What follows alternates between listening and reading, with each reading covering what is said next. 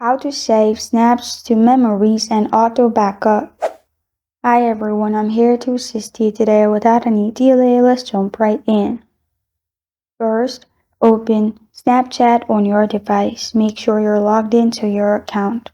Then click on your profile at the top left corner of your screen. And here, click on the gear icon at the top right. After that, simply scroll down in Settings and click on Memories. After you're in Memories, you will find all these options pop up. Click on Save button.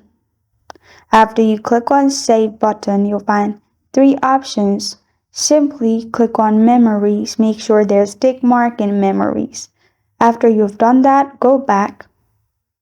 After you go back, you'll find Auto Backup at the top or Smart Backup. Simply click on it. Make sure there's tick mark. After you do that, you're good to go.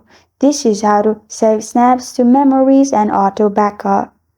Thank you for joining me today. If this video helps you out, please leave a like and subscribe for more. Got a question or want to suggest a topic? Comment below. Thank you for watching.